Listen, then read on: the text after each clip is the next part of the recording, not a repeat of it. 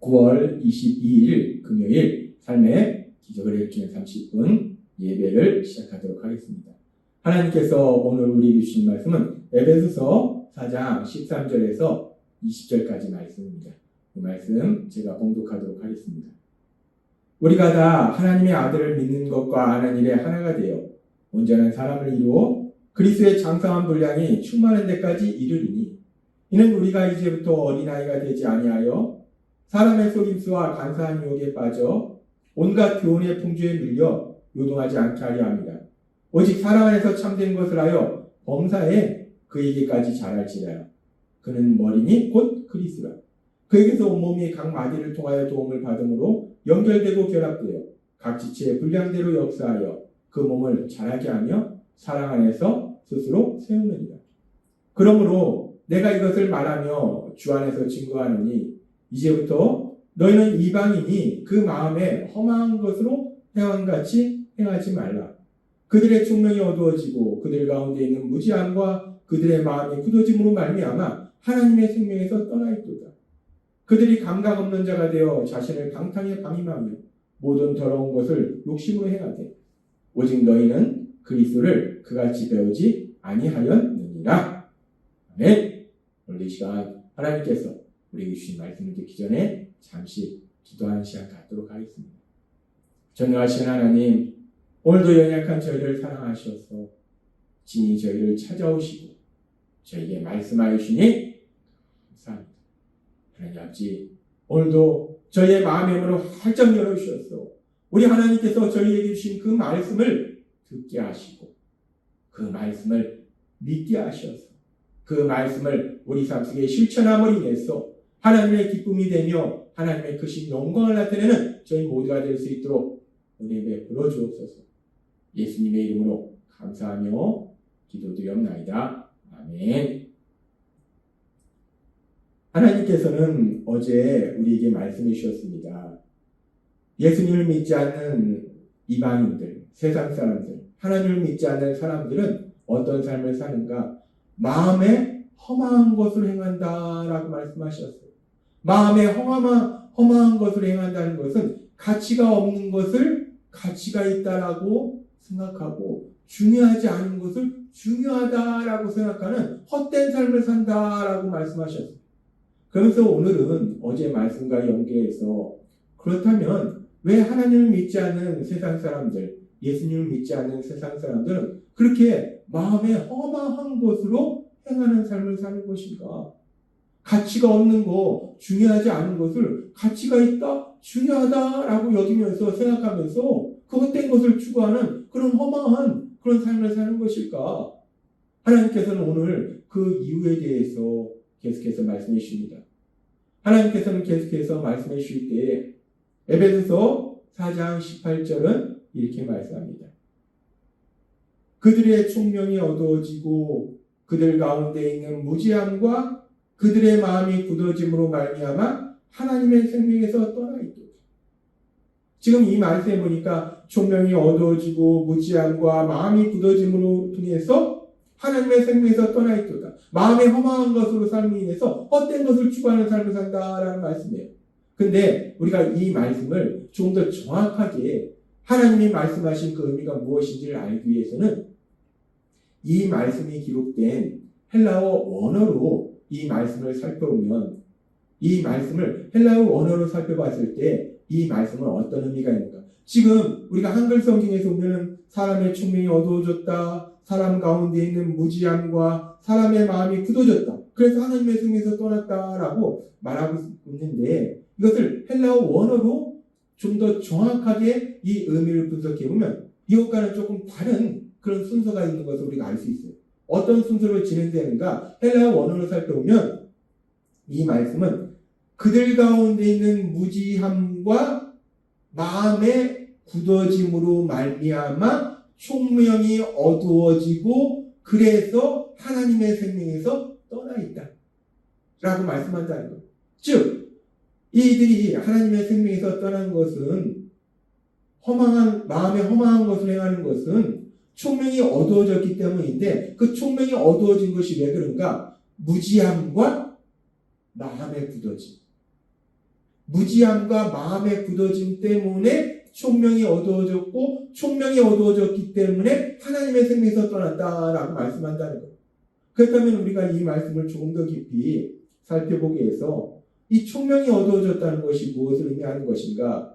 이 총명이라는 것은 진리를 인식하고 이해할 수 있는 능력을 총명이다라고 말할 수 있어요. 따라서 무엇이 진리이고 무엇이 거짓인지를 인식할 수 있는 것, 무엇이 선이고 무엇이 악인지를 인식할 수 있는 것, 무엇이 좋은 것이고 무엇이 나쁜 것인지를 인식할 수 있는 것, 그것이 바로 총명이라는 거예요. 근데 이 총명이 어두워지니까, 그러니까 지금 무엇이 좋고 무엇이 나쁜지를 모르니까 가치가 없는 거, 중요하지 않은 것을 가치가 있고 중요한 것을 여기는 그 허망한 것을 행하는 그런 삶을 산다는 거예요.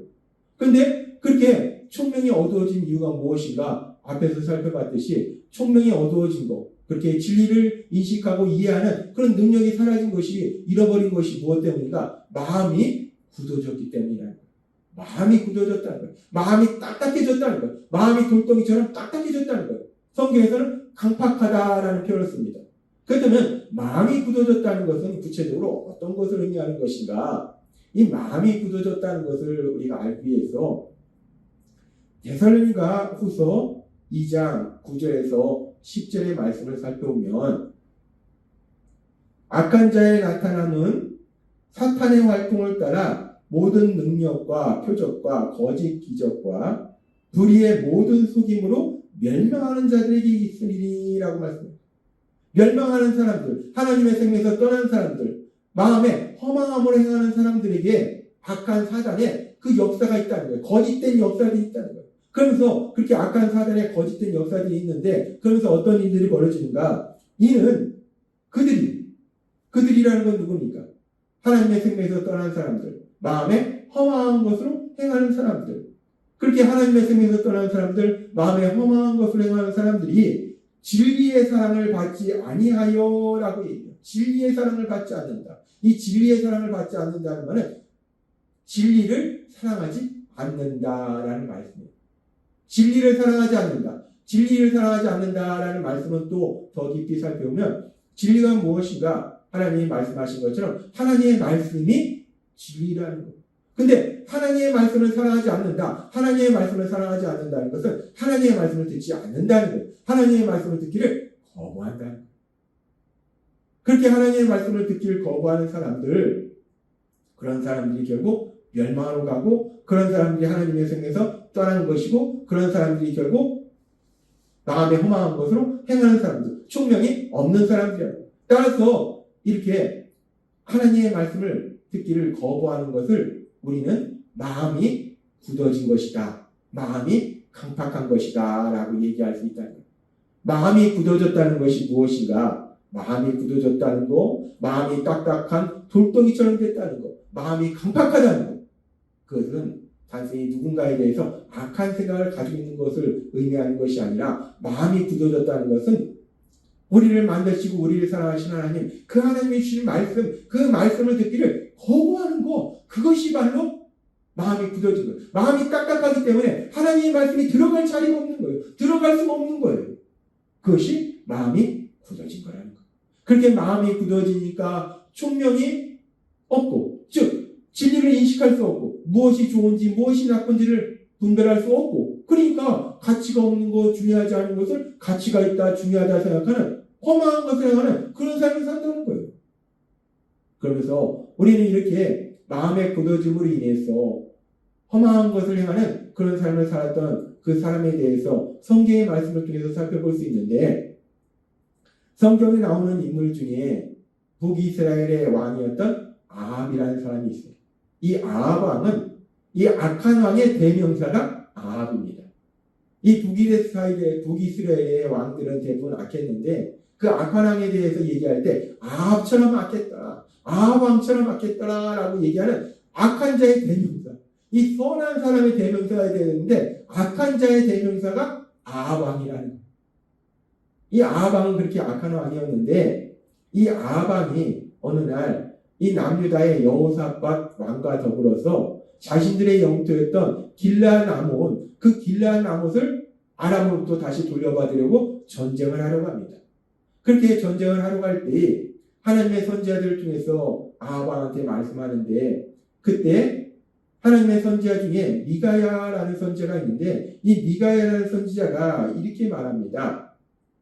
열왕기상 22장 19절부터의 말씀. 미가야가 이르되 그런즉 왕은 여호와의 말씀을 들으소서. 내가 보니 여호와께서 그의 보좌에 앉으셨고 하늘의 만군이 그의 좌우편에 모시고 서 있는데, 여호와께서 말씀하시기를 누가 아합을 깨어 그를 길르앗 라못에 올라가서 죽게 할꼬 하시니, 하나는 이렇게 하겠다 하고 또 하나는 저렇게 하겠다 했는데, 한 영이 나와 여호와 앞에 서서 말하되 내가 그를 깨겠나이다. 여호와께서 그에게 이르시되 어떻게 하겠느냐. 이르되 내가 나가서 거짓말하는 영이 되어 그의 모든 선지자들의 입에 있겠나이다.